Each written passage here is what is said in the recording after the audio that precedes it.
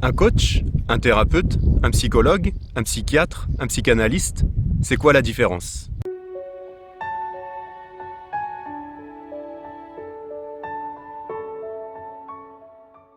Alors, on va commencer par le terme psychologue, puisque c'est le plus connu en France en tout cas.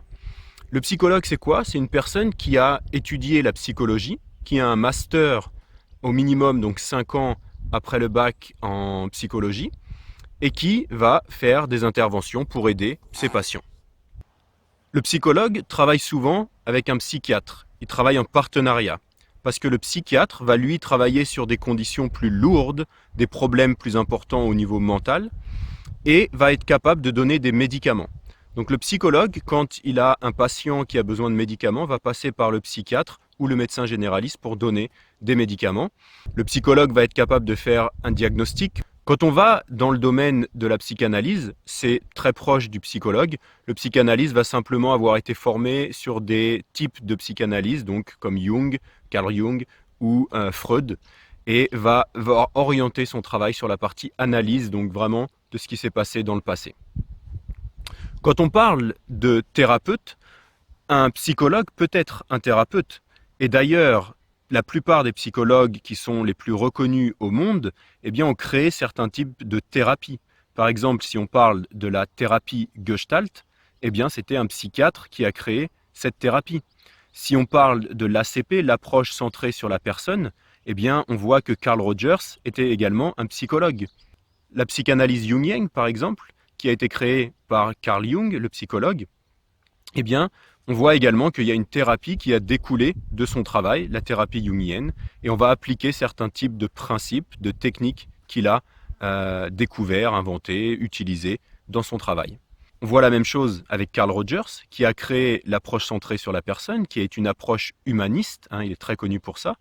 On le connaît un peu plus sous une autre forme dont je parle beaucoup dans mes vidéos, c'est la notion d'écoute empathique, l'écoute bienveillante.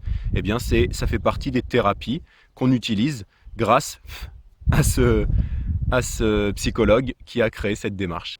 Donc on voit la même chose avec l'hypnothérapie, qui a été créée, ou en tout cas qui a été développée d'une autre manière par Milton Erickson, qui a vraiment amené l'hypnothérapie, l'hypnose sur le devant de la scène.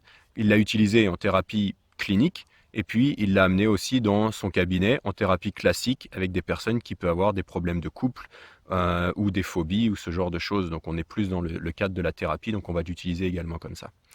Le thérapeute va être quelqu'un qui va aider, qui va soigner grâce aux différentes méthodes dont je viens de parler. On va pouvoir utiliser par exemple la thérapie Gestalt, on va pouvoir utiliser la thérapie jungienne, on va pouvoir utiliser l'ACP, l'approche centrée sur la personne, l'écoute bienveillante.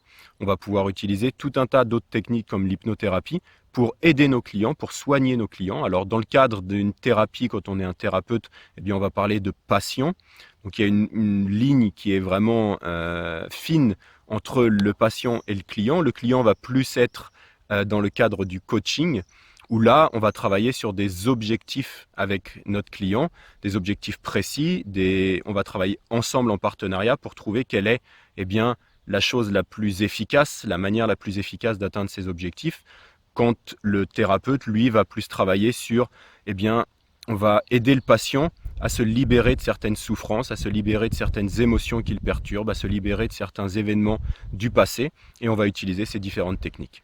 Alors c'est pour ça que moi j'ai créé ce qu'on appelle une formation holistique, parce que je reprends tous ces différents éléments, j'ai eu la chance d'être formé dans ces différents domaines, et j'utilise les techniques les plus efficaces, les plus avancées dans ces différents domaines, et j'ajoute à ça ce qu'on appelle la PNL, la programmation neurolinguistique. Très peu de personnes le savent, mais la PNL a été créée, a été inventée en étudiant Milton Erickson, qui est l'hypnothérapeute, en étudiant Fritz Perls, qui a créé la thérapie Gestalt, et puis une autre femme qui s'appelle Virginia Satir, qui elle était également une thérapeute, et qui utilisait certaines techniques en thérapie familiale, surtout elle est connue pour ses thérapies familiales, et tous ces éléments ont été regroupés dans une méthode qui s'appelle la PNL, la programmation neurolinguistique, et qui permet vraiment d'agir efficacement. Et donc on va utiliser par exemple la PNL en même temps dans le cadre de la thérapie, tout autant dans le cadre du coaching. C'est vraiment quelque chose qui est utilisé dans les deux domaines énormément. Voilà en gros pour les différences entre le psychologue, le psychiatre, le psychanalyste, le thérapeute et le coach.